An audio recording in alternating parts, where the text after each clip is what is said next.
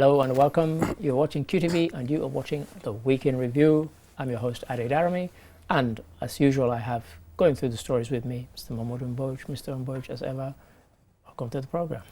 Thank you very much. It's been a while, actually. It has indeed been a while. Either I've been off or Mr. Mboj has been off. Yeah. And here we have, doing the signing, we have Lamin D. Sonko.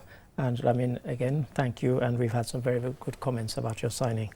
And for anybody who's new to the show, it's called the Week in Review for a simple and very good reason. What's that reason? Well, we take 10 stories from the week just gone by and we review them.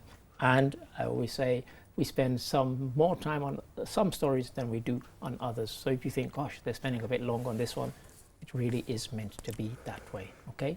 So you're asking what's on the menu. When IMF just recently gave the regional outlook for the sub-Saharan Africa. There's some doom, there's some gloom, but there's also some bright spots, including for the Gambia. You might be surprised to know. Also, Bundung Maternal and Child Health Hospital, they've had their annual awards and presentation about the work that they've done over the previous year. Impressive stuff, at least I was impressed. Also, His Excellency the President visited a veterinary lab recently. Why does that matter? Well, when we go into the story, you'll find out why it's significant. And the Inspector General of Police is currently in Rwanda to link up with his Rwandan counterparts to see whether they can teach each other a thing or two about policing. Also, we go to Senegal. Charoy, 80th anniversary of that massacre was commemorated. And the Excellency the President, Diomaye Faye, had some interesting things to say. So these are some of the stories on tonight's program. So let's get things up and running, shall we? The International Monetary Fund, the IMF, recently gave their outlook. Well, it's more of a kind of look back on the past year for sub-Saharan Africa. And there were some interesting details there. Have a look and have a listen. The theme of the latest report is reforms amid great expectations, and the report notes that countries in the region are still grappling with macroeconomic imbalances, tight financing conditions amid rising social pressures, leaving policymakers facing difficult choices in implementing reforms. Gambia is relatively doing well, having managed to keep inflation relatively low since 2021, when it was at 18%, to around 10.3% recently. About 45% of the Gambia's GDP comes from agriculture and tourism, which are vulnerable to climate change. Among other external factors, Gambia imports mainly all its food, which puts a huge challenge on trying to keep prices down. Huge challenge on keeping prices down, Mr. Mboj. From 18% down to about 10% inflation. And as somebody who used to work in an economics unit at the British Department of Trade and Industry, I'm well aware that no matter how good the economy gets, some people never feel that it's good enough. And in this report, IMF looked at, they said, you know, there are challenges across the whole of sub-Saharan Africa. And governments are trying different things to deal with it, but there's unrest. Ghana are about to go to the polls. And the main topic is the economy. This is really what the problem is, Ade, isn't it? When you listen to those figures, as it were, they seem all positive and the like. Yet, when you go to people, the cost of living, as you said, people are not feeling it as much. That's right. When it comes to the cost of basic goods. You see, it doesn't somehow. Why is it that it doesn't reflect? Sure. Would it take time to reflect what is going on? And that's what they're going to be judged on. So there, when our reporter, Mamadou Gajaga, said the theme for this year is reforms amid great expectations. Of course, for us, it was sort of evocative of what Badara Diouf, our former Vice President, said, talking about great expectations and no longer at ease. Indeed. So I turned it around and said, yes, reforms, but amid unease, that sort of thing. So what do you do about it? This is it. So yes, the picture created there seems positive. There's a lot to look forward to, hence the great expectation. Sure. But Would it deliver? How would it well, this is it. I mean, we always talk about external shocks. We had COVID, and that impacted greatly. And of course, one of the things it revealed, and in a very painful way, was this kind of dependency on imported goods. You go to the shops, and the imported goods far outstrip the homegrown products. And of course, that also contributes, because the people who import it, whatever cost they incur, they pass on to you, the customer. So and so it's quite a difficult situation. I mean, external shocks in every area. There, in our report, we said 45% of GDP from agriculture and tourism sector. Yeah. Agriculture, we are still dependent on the rain. It depends. Potential external shock there. Yeah. Tourism just depends on the international climate. What's going on there? Yeah. And remittances, we didn't mention it, but that's massive. So this is really what our problem is. We're just so prone, just so vulnerable to external shocks. It's unbelievable. And right now we understand that the amount of aid, what used to come isn't coming anymore. Yeah. So because this is the key. Countries, most of your food you import, virtually all you import. So how much room, how much leeway really do you have in many ways? Yeah, I mean, it's very, very tight. And you mentioned there about, importation of food. You mentioned about the aid that's coming in from, external sources. Governments that used to give, they're now facing pressures. If we go back just recently to the sort of American presidential election, Trump supporters were saying, why are we funding things like, a women's group in Ethiopia and that sort of thing? What's it got to do with us? So those sorts of things, those sorts of pressures are impacting on those countries. And of course, because they want to win votes back home, they say, okay, we'll stop giving it to you guys and we'll spend it here. Or at least even if we don't spend it here, we won't give it to you. And so there are those constrictions that they have to deal with. That's it. You have that squeeze, and you have the other bit. They said it in that report, this urgent need for reform. Yeah. But what kind of reforms? We remember the IMF in the 80s, the ERPs, Economic Recovery Programs. They were really a disaster socially. The whole restructuring. The whole restructuring programs, nightmare. Stuff like that, nightmare. So one is watchful of that. Yeah. And the head of the IMF in this country, he said something as much, that you must also balance the reforms you have to make, balance that with social frustration. Indeed. Be careful that your reforms do not create such conditions, because we know some political analysts will tell you that our ARP experience of the 80s in many ways led straight to 1994. So the social consequences could be really grave for some of us. Sure. So this is the key now. How do you reform yet socially carry people with you? They don't have to feel the pain, and normally that's what it is. Sure. The governing classes, they don't really feel the pain. It's really so-called ordinary people who feel the pain of such reforms. But this is it, and just quickly, they looked at countries like Senegal, countries like Guinea-Conakry, where they've renegotiated contracts, and Senegal, they're looking to see whether the oil revenue is actually going to be the benefit that it is, because of course even in that election the economy was also quite a factor, although it was also about getting rid of the old guard, but also the economy played huge, and so now the expectations have been raised to quite ridiculous levels. That's exactly it. And here really when we talk about the economy at the level where it matters, at that mass level, really there we're talking about per capita. Yeah, quite. Really, it is. So, but when you look at that index, though, per capita income tends to be extremely low, 0 point whatever, or at least 1. It doesn't go beyond that. Whereas perhaps your GDP can record 4 or 5%, but per capita they're not feeling as much. So this is really what the key is. How do we turn it around and with us now, we've just discussed the context of it. All these hard hurdles that we must surmount to create such conditions. So it's a massive challenge for everybody, really. Yes, and the whole of sub-Saharan Africa looked at that report and they shivered.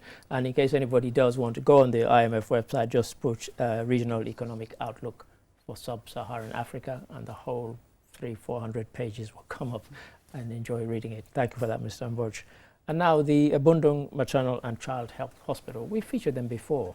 And there's good reason why we featured them, and perhaps this snippet will tell you why. Have a look, have a listen.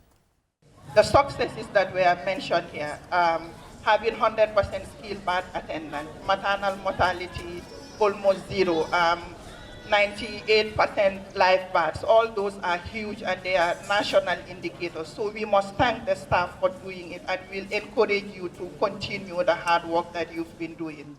And I had another snippet which I didn't get to hear, but nonetheless, you talked about 100% skilled birth attendant rate, almost zero maternal, and I almost kind of balked at bringing this on because the last time we had a story about this, I think they got inundated with lots of expectant mothers wanting to have their children at the hospital, but so impressed were they with the service, and they are definitely setting a national standard and one that should be emulated. And I suspect people from other hospitals, clinics and so on are sending their people to say, well, how is it they do it? You know, what are they doing? But as I said, I'm certainly impressed every time I hear and see their presentations.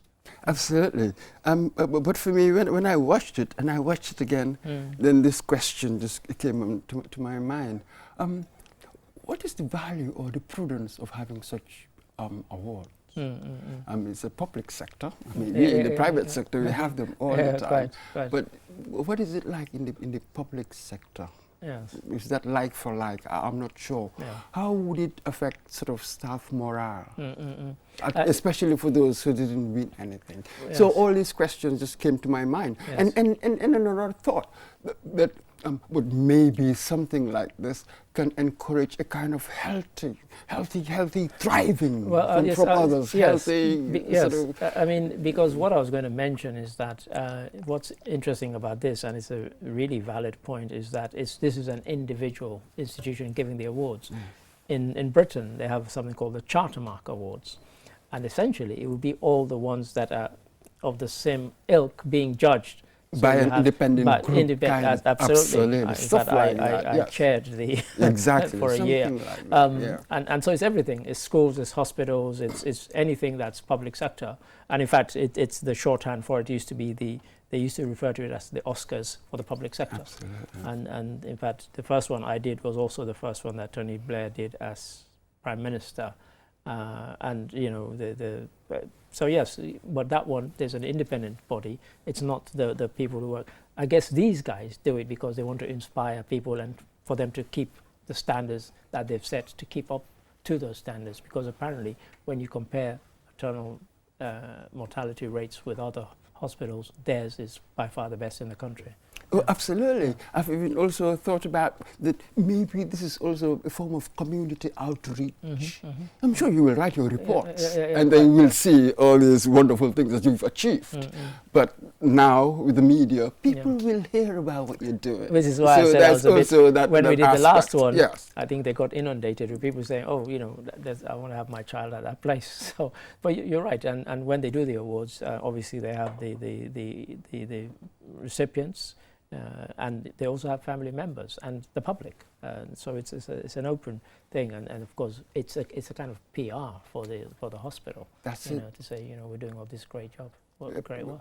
Yes, and if it will sort of encourage everybody else to want to be like that, they want to actually surpass you. I wouldn't call it competition. We're quite suspicious of that term, but for it to serve as a model. Right. You know, a model of you know. In fact, somebody in the another insert which I was hoping to hear, somebody actually says that they should be a model that should inspire other hospitals. That's absolutely it. And then this is it. Maybe this also creates a kind of pressure, where healthy pressure, I must say, creative pressure, so that you really want to constantly raise your game. You constantly want to raise your game. That's really the sustainable attitude, isn't it? Sure. We're always complaining about we cannot do sustainability that well, can we? Because at some point, once we peak too quickly, and then you begin to descend, that awful descend. Right. So this is it. It's just to keep it going for as long as possible. Indeed, thank you for that. And just to respond to the colleague in the office who said to me, why did you do this story? And I said, selfish reasons. I wanted we hear people complain enough about hospitals. When hospitals have done something praiseworthy, I think we need to give them the nod. And I said that's why we've done the story. Absolutely. Perhaps my slight disappointment there was that we didn't get the perspective of patient. Yes, well, indeed. It would have been interesting to get a perspective for patient who had gone through it, to get that, or that good indicator, patient satisfaction. That's a good one. So next time we'll do both patient satisfaction and we'll interview them, and we'll ask the hospital whether they do patient satisfaction surveys, which again in the West is kind of routine. Absolutely. They give you a form to fill out. Absolutely. But thank you for that, Mr. Mboj. And on to story number 3. The Abuko Central Veterinary Lab has been opened, and His Excellency the President, whilst he was on his Meet the People tour, he paid them a visit. Why is it important? Well, this clip might tell you why. Listen and learn. Listening to the technician, I think they were having a lot of challenges. In 2015, they were just testing one disease. Now they are testing more than, you have mentioned about 27 diseases that they can now test. I think that is very, very important. And one aspect that I've listened to the technician talking about is all these diseases that affect animals, they in turn affect humans. And in case you missed the end there, all these diseases that affect animals, they in turn affect humans. And that's why it's important. And also, we've known things like AKI and other things, which are not to do with food necessarily, but in terms of food health, when we've had a crisis, we've had to send samples abroad to Ghana, to Senegal, sometimes to Turkey. But now we can do that here. That's it. So the connection there is the laboratory. The laboratory. Absolutely.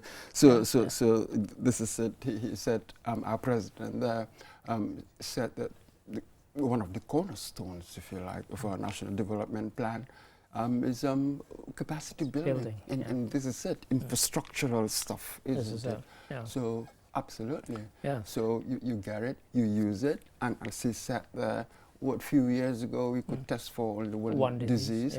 Now more than 20. Yeah.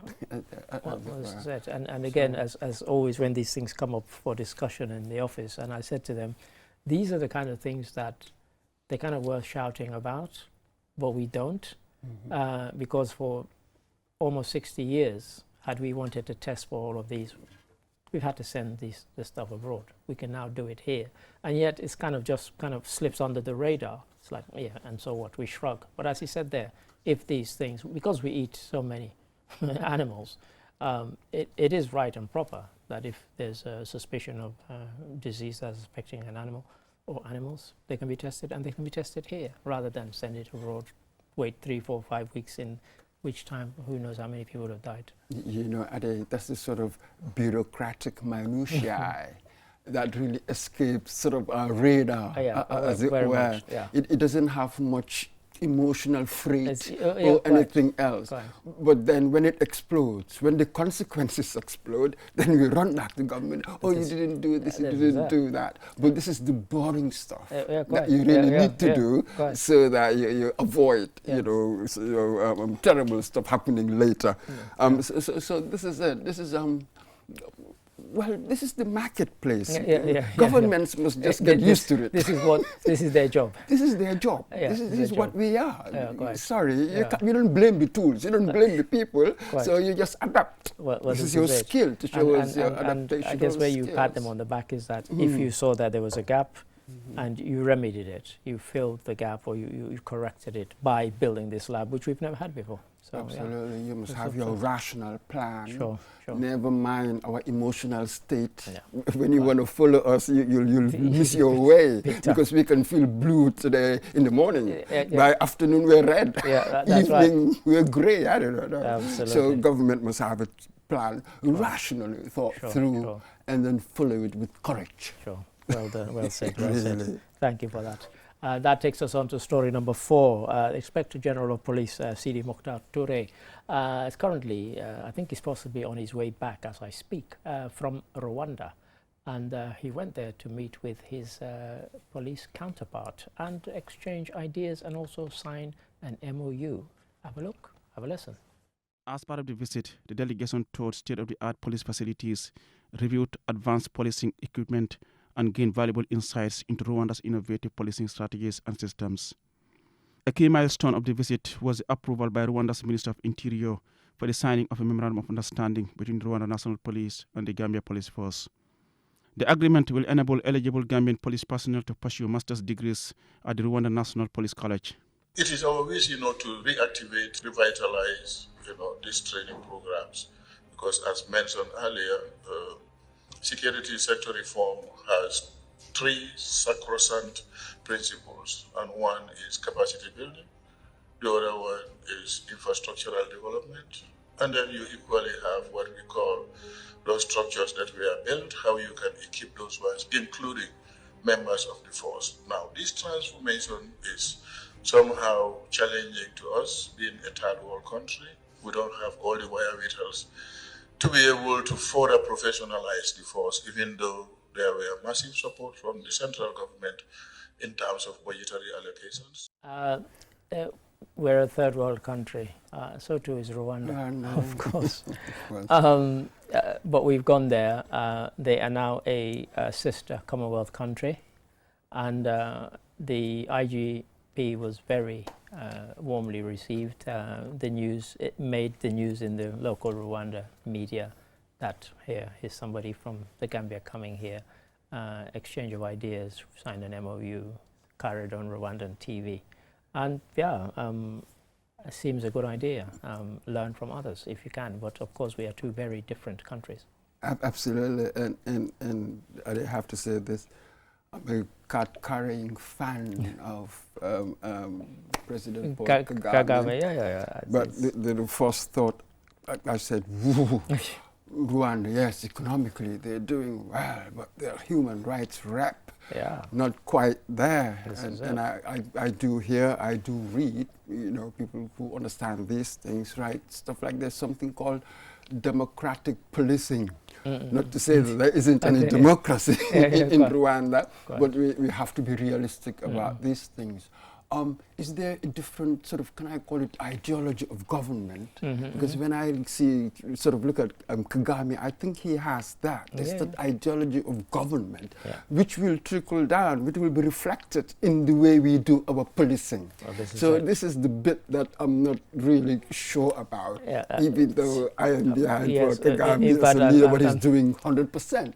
Yet I have to be very careful. Well, in fact, I'm smiling because some of the Rwandese or Rwandans, if you want to choose, who are outside of Rwanda, who commented on the police, said that Kagame has weaponized the police force to go against his opponents at the drop of a hat. And they said, is this the sort of thing that Gambia wants to be learning from us? But that aside, we've heard about people going there to study. And the police actually do have quite a good reputation. I have a friend who's relocated to Rwanda at the same time as I relocated back here to the Gambia, and we spoke about this, and he said, they actually have a decent reputation. They're not known for corruption, That's exactly it. So that's it. So after that thought, then you move on to other thoughts, just as you're saying now. But again, I thought we can learn operational efficiency from there. Get equipment. Well, because we saw they went around and they were shown state-of-the-art equipment that they use. I mean, they use drones a lot. By the way, there's the police there. Policing strategies. There are things that we could learn. There's no denying that. One was just worried about that aspect, but just as of thought about it, I'm sure some of them would have also thought about it and see. You know what to learn. That's also part of the skill, isn't it? It is very much. It's a good thing within context. And just on a lighter note, if our Gambian police force colleagues are watching in the comms unit, the camera work and the quality of the filming by their Rwandan colleagues is several steps higher. The YouTube page is very impressive, so is their Facebook page. And in our report, we actually used footage both from Rwanda and from our own, and the quality difference. So please, train folks, shoot better, get better cameras, and so, as I said, on a lighter note, but maybe that's something. Light, but quite profound. But because this is what we've seen with Kagame. Kagame seems to be on a sort of personal crusade with the West. Yeah, quite. He believes that whatever you can do, we can do. Yeah, quite. He's really been raising the game. He's really raised the game in so time. many different areas. Yeah. But again, people will tell you that he's a man of vision. Yeah, quite. And he's a disciplinarian. Yeah. Yeah. He can get things done as well. So these are some of the qualities that sort of driving things up. So light, but quite profound in that way. Indeed, and in terms of if you go on their government websites, his own personal websites, his own Flickr, high quality photographs posted every day. You go on his presidential page, high quality videos and images posted every day. Really raised the bar, and I think other African presidents should look at that and learn. But so not just the police, but thank you for that, Mr. Mboj. And now on to story number 5. We were talking in story number 2 about the food and the veterinary lab. And in story number 1, we were talking about the economic outlook, and we were talking about the importation of foods. The most shameful thing that we import is, of course, our staple food, rice. And some people are trying to do something about it. Have a look, have a listen. It's harvesting season in the lost fields of Sapo in the Central River region, where workers and officials from Kopia are busy gathering the fruits of their labor. The delegation was on the varieties of modern farming machinery used in the fields, a key part of efforts to improve the efficiency and scale of rice production in the Gambia. After a comprehensive tour of the farm, Cho Changyon, the Kopia representative, explained the purpose of their visit and emphasized the importance of the project in transforming rice production in the country, in contributing to Gambia achieving greater food self-sufficiency. We are so much happy with the kind of work that is going on here. We will be able to achieve if certain things are put in place. The first thing is to get the right technologies. So the rice varieties, getting the right rice varieties into the country, that's one. Because we have challenges, several challenges when it comes to salt intrusion, flood, you name it, iron toxicity, coal. These are all challenges affecting the rice subsector. So we have to make sure that as research, we provide technological solutions to those issues. And that's what NARI and Korea are working on. You know, most machines in the last couple of years were not gender friendly. And now you have machines that they make that are gender friendly.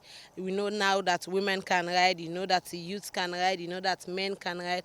And even some of them, we saw another machine that was for direct seed transfer where you have the disabled to be able to use them. I'm super excited to take that home. And the lady there who is super excited is from Sierra Leone. She's from Sierra Leone's Ministry of Agriculture. And she was from one of a few people from other countries who came here because of the work that the Koreans are doing. And we saw there the machinery, and that was one of the reasons why I wanted to play this, because we've been here before, not literally, in other countries and possibly in the Gambia, where we have all this shiny machinery, shiny and new, the technology is new, the techniques are new, and then the sustainability is not there. But there seems to be a determination, Mr. Mboj, that this time that will not be the case. Absolutely. We heard the clips. Lamin Diba, head of NARI, the Research Institute here, saying that all we need are just machines. You know, so the tech. We need the rice variety and that sort of thing. To which I said, yes, we also need sort of modern ways of management as well. This has been our problem. It's been a big failure. That's absolutely it. And what Olaimatu, Sadia Karim, from Sierra Leone, saying the gender friendliness. That's and not only that, and disabled machinery. And the reason she mentioned the gender friendliness is because we know that in the farming sector, a lot of it is done by women here in the Gambia. And so, you know, if you're bringing in these machines and they're too heavy and bulky, where mainly men will be the ones who can kind of deal with that kind of physical thing, then it's going to be a disadvantage. But if anyone and everyone can use it, people with disabilities and so on, then, you know, that's got to be a good thing. Absolutely, that's the key. And then I ask, why invite people from Sierra Leone, Guinea-Bissau, and who else? Nigeria. Yes, that's right. And then the head of COPIA there answered it. Yeah, the COPIA being Korea Partnership for Innovation in Agriculture, isn't it? That's right. That's right. the program, yeah. And he said, well, this is a success story. Yeah. In fact, I went on their website, yes. and they are in several African countries, yes. and several of them, they've been there for quite a while. So they're not new kids on the block. Yeah. That's it. So to me, I'll say, well, there's an aim, there's a direction that we are going, but it seems we are on the right path. Yeah, indeed. That's exactly how I interpret this. And this is the key, how far, at what point when we're going to take over and scale it up, be ready, scale it up to make a difference. Absolutely, yes, because the aim really is for self-rice sufficiency. This is it. Isn't it? Yeah, this is sort it. of thing. We keep saying so it. This is the key. So fantastic. Fantastic. Fingers crossed. And story number 5 takes us to a break. And after this commercial break, we'll come back and we will have 5 more stories. So don't go away. Join us after the break.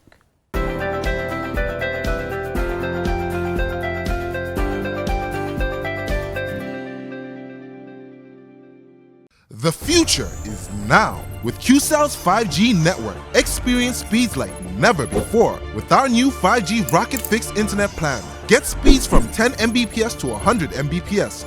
Your 5G-enabled devices. Walk into QCell headquarters to get one of our 5G routers and experience the true feeling of 5G. Only with QCell. QCell brings you the future, tech, innovation, incredible speed. The future is now. For more information, call our customer care on 111. QCell, Sunyabus. We innovate, others follow. Terms and conditions apply.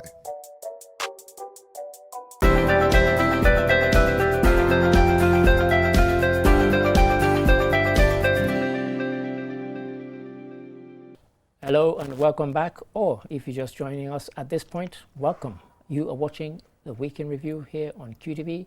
I'm your host, Ade Darame, and going through the stories with me so far, Mr. Mamadou Mbodj. Mr. Mbodj, as ever, thank you for your insights thus far. As ever, thanks for inviting me. Thank you. And we have Lamindi Sonko doing the signing. So, those who missed the first half missed 5 cracking stories, but some cracking ones still to come. Don't believe me? Check out this next one. 80th anniversary of the Charoy massacre. This was one that occurred 1st of December 1944 in Senegal. And have a look, have a listen, and when we come back, we'll delve into it. In his address to the gathering, President Diomaye Faye said, "Today, we honor the courage of those who paid the ultimate price for justice. Charoy's story is Senegal's story, and it is a story the world must remember." Later, at Camp Lieutenant Amadou Lindo Fall, speeches called for reflection and renewal. President Faye announced the construction of a memorial in Charoy and the establishment of a documentation and research center. He emphasized that the massacre's history will be integrated in Senegal's education system and etched in the names of streets and squares across the nation. Streets and squares across the nation. Every time this comes up, I'm always surprised at how little is known about it. And reading the press in Senegal, there have been several documentaries about it in Senegal and in France. And it hasn't gone kind of under the radar, as you used the phrase earlier. But nonetheless, it's not being given the kind of prominence that would have been had it happened to, say, French soldiers or British soldiers or American soldiers. And now this new government is trying to say, well, you know, let's give it. It's a significant event. Absolutely, and what is quite striking about it is that, yes, the state had not done that, but artistically. For instance, I got to know about this not through history books, but cinema. Yeah, quite. Come de Charoy. And we watched that here with Samuel Usman a long time ago. Absolutely. And then even Senghor, one of his poems, Charoy. Yeah. Absolutely. Yeah. So the literary world, sort of, I think that's the one that's been keeping the flame alive. Very much so. Not governments, not politics, but art and literature really kept it alive. And now politics is catching on. And there's a movie by starring Omar Sy called Tirailleurs, which is again about shooters, and it's about especially, and in case anybody's not aware, they'd gone and they'd fought in the Second World War, and they'd come back to their country. Okay, they were pushed for freedom, but that wasn't what kind of caused the spark. It was that they objected to the conditions in which they were being kept, and they were demanding better conditions, and the kind of officers, the French, kind of turned on them and shot. And the numbers vary based on which side you listen to, and the variance is quite wide. So it's either 35, 40, or it's 400. So it's not even a kind of the gap between the. But what he said is that Jomai Faye is that we need to honor these people by naming streets after them, naming squares after them, and when you see the name, you think, oh, who is this named after and why? And then you'll get to know, and that, as you said, thus far, the arts have kept the flame alive, but now they're trying to broaden it beyond that. And he said it will be in the school curriculum as well. Absolutely. That whole experience was really emblematic of the colonial relationship. Sure. You see, the indignities, as it were, it was quite extraordinary. They were just asking for fair treatment. Quite. And then they were shot down, killed. It was just so emblematic of everything, the whole colonial experience. Yeah. I think that was why it sparked the imagination of these literary figures, because in that you could see just the whole relationship, how rotten the whole relationship is. Because you had asked these people to go and fight to defend your freedom. Absolutely. And they'd come back and they were shot in their homeland. I mean, there was an equally brutal massacre that happened in Belgium involving Senegalese troops. But at least that happened in the theater of war, where the Germans rounded them up and actually used tank shells to kill them and shot them with tank shells. And again, that's, if you read, you can find it online. But this one was more painful because they'd come back, they were being kept before they were kind of demobbed, and they were like, well, we shouldn't be kept in these conditions. Look at what we've done for you. Is this how you're treating us? They're POWs. Well, that's they right. were POWs, really. So when they return. So this is it. And then for me now, yes, they're going to have that memorial and going to be taught in schools. That is the crucial bit. How do you remember? Yes, you know what I mean? Yeah, quite. But sort of a more proactive, dynamic remembrance in that. What would it propel you to do? Yeah, quite. I think that's really the juice, where the juice in remembrance is, where it will take me in the future. That's it right. must be forward-looking way of remembering, not feeling sorry for ourselves. Well, this is it. Staying in the past. That's disabling. It really is. I mean, it enable you to do anything. And it's one that many of us former colonial countries have to deal with. You go to Cabo Verde, they have Tarrafal, which was a concentration camp where Africans were kept, and they've kept it alive, and it is one of the most visited places. And school trips, foreigners come there, and it's very much a kind of vibrant thing, and they use it to tell the history of how we got here and our fight for independence. That's it. And what we've learned, how can we use to move forward? It's always that forward movement, not just as it were, not just looking back. Well, I'm not sure, that cannot help me do much, really. The only reason why I think about it is that to see how it has brought me to my present, but my present is always future looking. Absolutely. So there is that connection, as it were. It really has to be that. It has to be like that. So teaching it in schools, that's it. That would generate that sort of debate, and then. Yes, we never know. We never know. We never know. But thank you for that. Thank you for that. Now, story number 7 already. Ministry of Communications and Digital Economy, MOCDI, have recently tried to see whether we can have a national data policy. And you're thinking, what's that? Why now? Have a look, have a listen, and we'll explain when we come back. When we talk about data policy, it's not just going to be a handwritten document that we will be looking at and say, this is the policy for the Gambia, just like that. The content is completely different. and the style is completely different to all other policy documents that we have in this country. We now need to change that information into a data form and digitalize it. Well, why is it important? Its importance is now going to be what is reflected in our nature as the Communications and Digital Economy Ministry. I'll kind of report myself here for my selfish reasons. I once worked in a kind of data policy unit, and our board had the words "data is king." In case anybody's wondering why does this matter, well, whatever details you give about yourself for government to be able to plan what they're going to do with you or for you, that's your data, particularly your personal data. How do we handle it? We've never paid any attention to that this far. I mean, other countries are 40, 50, 60, at least 50 years down the line in dealing with the whole data protection, you know, and that's the key. It's about protecting your data. And just to be boring for a minute, data protection is such that if you, Mr. Mboj, contact the Ministry of Health and you give me your details in England, I can't give it to the Ministry of Finance, even if they want to help you. I can't share your data without your consent. So this is what we're trying to formulate now here in the Gambia, collecting data, disseminating it, using it, and not abusing it.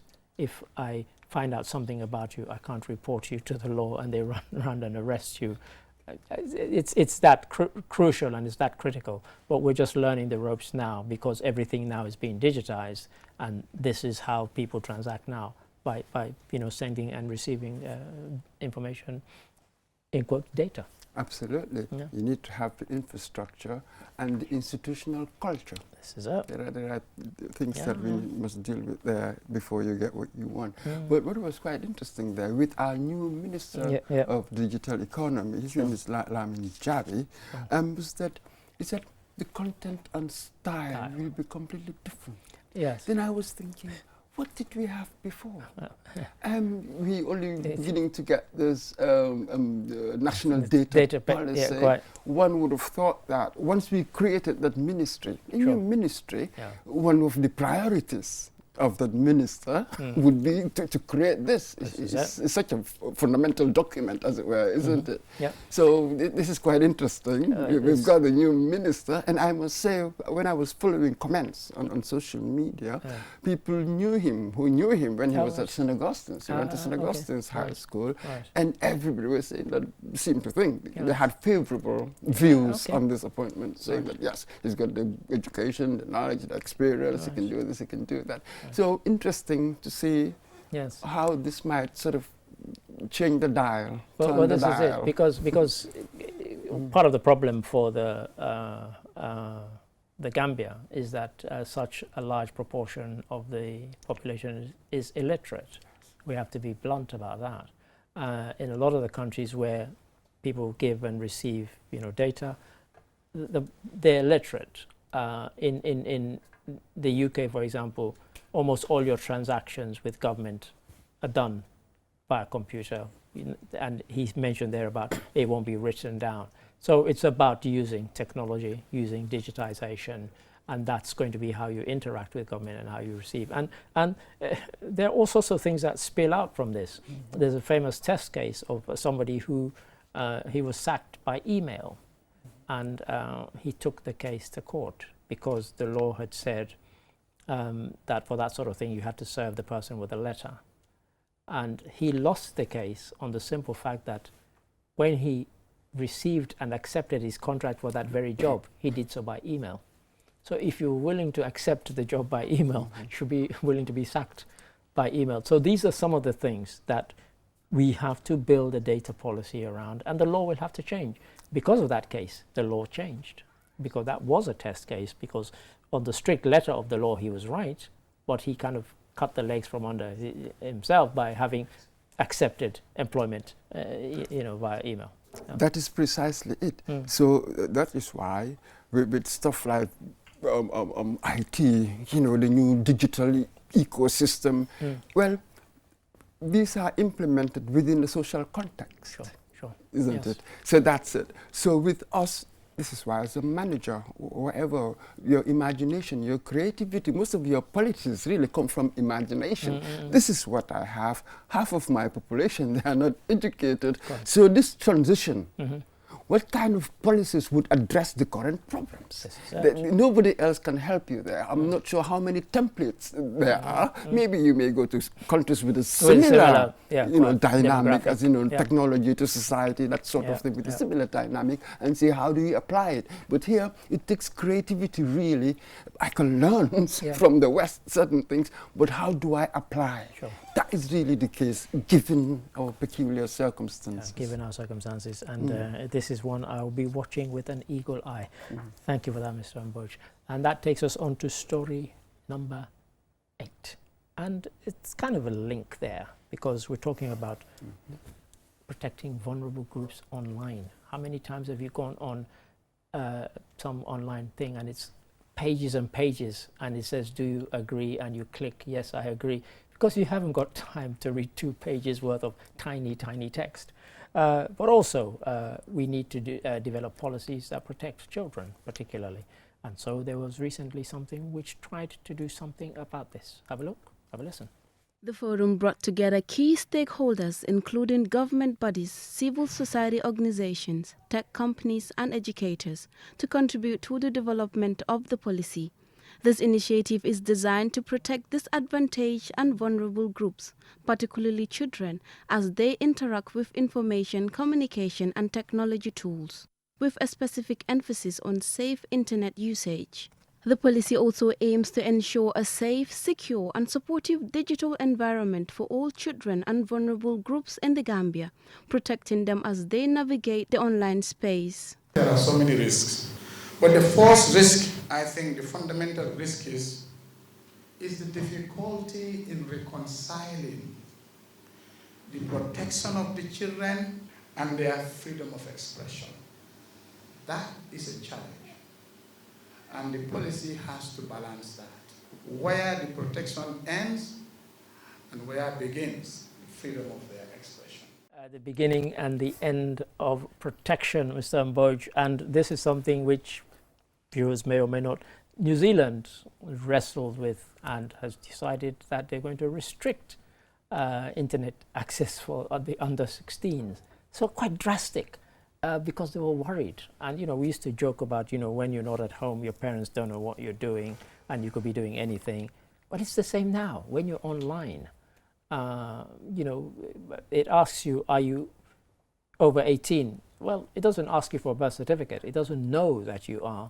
And you said, yes, I am, and then it takes you to something that you shouldn't see. And so we have to strike a balance between allowing a generation who are very kind of, at least computer user-friendly or used to it, with the kind of concerns that we have as parents about protecting our children from harm. Absolutely. It's the same minister again. That's Lamin Javid there. Indeed. But this is it. When he said that, I'm talking about protection and freedom of expression, I said, well, it's the classic liberty security debate. This is it. It's just now, it's been moved on. Absolutely. So it's just how things are now. Sure. But this is it. It's extraordinary, this new ecosystem, this information ecosystem that we have right now. What do you do? I suspect that any policy will include heavily parents and teachers, because that's really where we spend most of our time when we go to school. What do we do?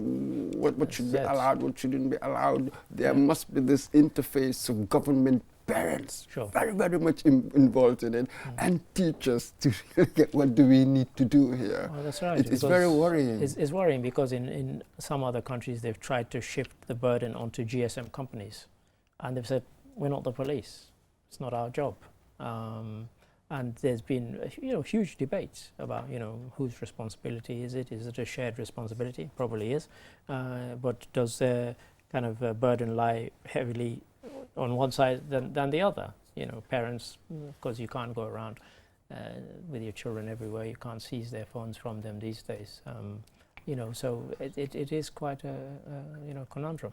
It's a massive one. That is why I've sort of gone for the parents, because you know that right now, kids in the right circumstances, in the right domestic circumstances, where you have attentive parents, they sort of monitoring what they're doing. They have a good, where you have a good relationship with your kids, isn't it? Then you can really monitor what they're doing or not. It's people who do not live in such circumstances who will become victims of all sorts of things, including when it comes to young girls, grooming. There are all these crimes now, these new ways of doing bad, as it were, that are sort of popping up all over the place. So it's a massive problem. Really and as he said there, it is true. And the government, you have to balance out liberty and security. Where do you begin? How do you do it?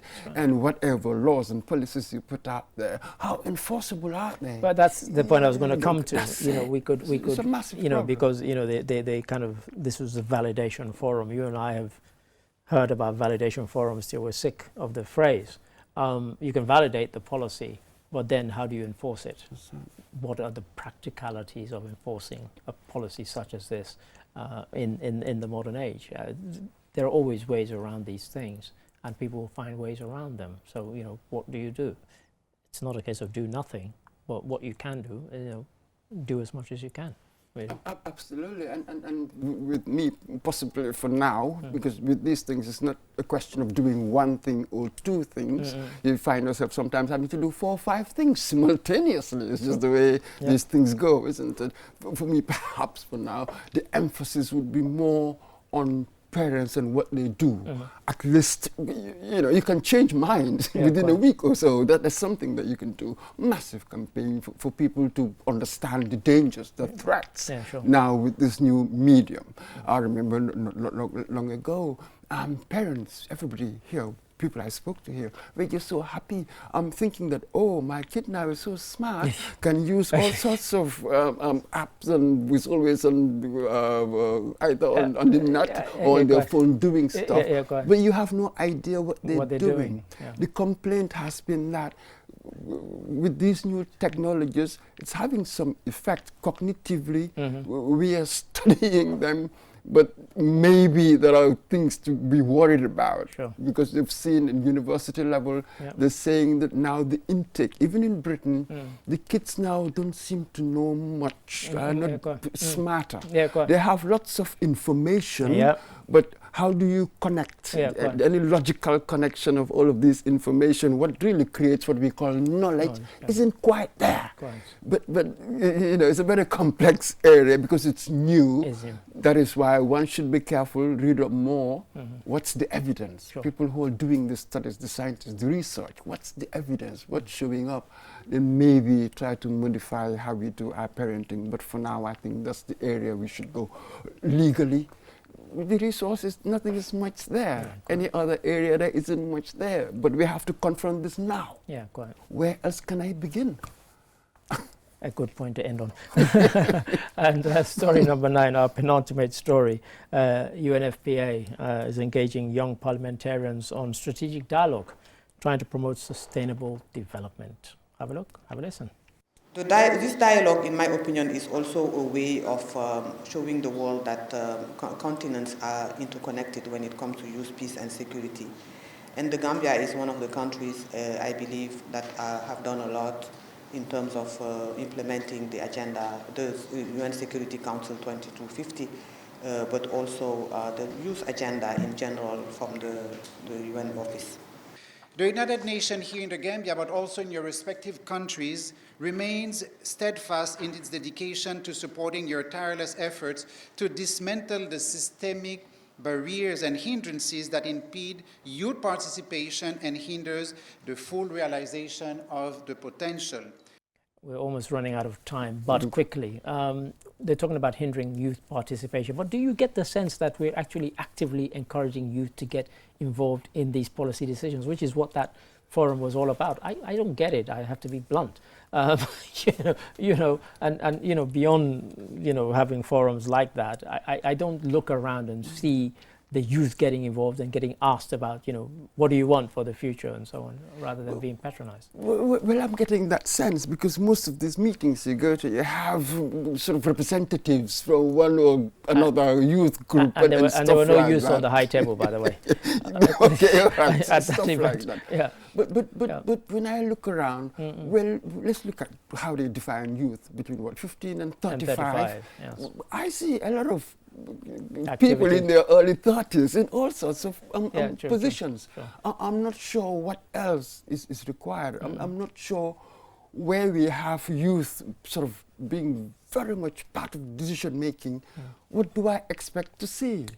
So we are sort of working in the dark. So whatever achievements you might score, still you will think that you haven't done much, because what is the aim? How do I recognize it? When I achieve it, how do I recognize it? Is it that, for instance, in National Assembly, when I have 50% who are 35 or below, what are the indicators to show me that really these people are really performing? I don't think there's any.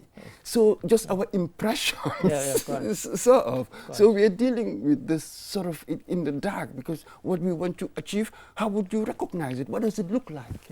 And I upset somebody in the office by saying, if you have half the National Assembly member being youth and they're rubbish, what have you achieved? What does it mean? So I don't want to turn this into a kind of cult of youth, which I'm afraid it's sort of degenerating into. I mean, some years back when we didn't have all this talk, when youth gender was in sort of front page everywhere, people who were taking decisions sort of had their children in mind, and they wanted to do the best for their children. We were not necessarily more underserved then. For all I know, we are probably more underserved today when we're talking about it more. So I am just not sure about this thing. Well, we have one more story, and the editors will have to do some forgive us for this, but Banjul Cultural Festival. It's coming up, and there's been a press conference, and we went and we heard what is in store. Have a look, have a listen. Throughout the week dedicated to the festival, hunting societies like Ekun Baba and Odile will parade masquerades in a stunning competition. Cultural groups will be celebrated and rewarded. Slots will be allotted to Christmas celebrations, sports, music, cultural displays, cultural festivities, and a fireworks display for the New Year celebration. We are working towards an international festival, and that's very encouraging that it's starting from the capital, and I'm sure DG will agree with me that if this one is successful, it will follow through all over the country with other festivals as well. Not much time on this one, and I'm not sure we need to spend much time on it, but Mr. Mboj, I guess the aim is they've looked at how cultural festivals have kind of brought crowds and money to different countries. Think of Brazil, think of Cabo Verde. The Mindelo Carnival in Cabo Verde, Mindelo's population is 80,000. During the carnival, it can swell to 160 to 200,000. And those people come from abroad and they bring money, of course. And this kind of thing we're trying to spark here, I guess. But this is it. And even with this one now, the Banjul Cultural Festival, when you look at its evolution, when you trace it way back to the 50s and how it has morphed into all of these different things. This is it. Regatta. But this is the key. We've talked about this before. The authenticity. People did it not because of the tourists. They did it for themselves. Then therefore, when the tourists will come, they will want to come and see it more because it's authentic. So to my mind, this is the key takeaway. It is based on something authentic. When we were younger, we used to go to these masquerades, these parades every year, end of year. December, we had the lanterns. January, we had that. Nobody cared about tourists. We did it for ourselves. That's the basis of having good tourists, actually. This is it, and that's a point to end on. Thank you for that, Mr. Mboj. And thank you for your interjections throughout the program. And of course to you, Lamindi Sonko, thank you for your signing. And of course to you, the viewers who stayed from the beginning to the end, thank you until we come your way again next week. Goodbye.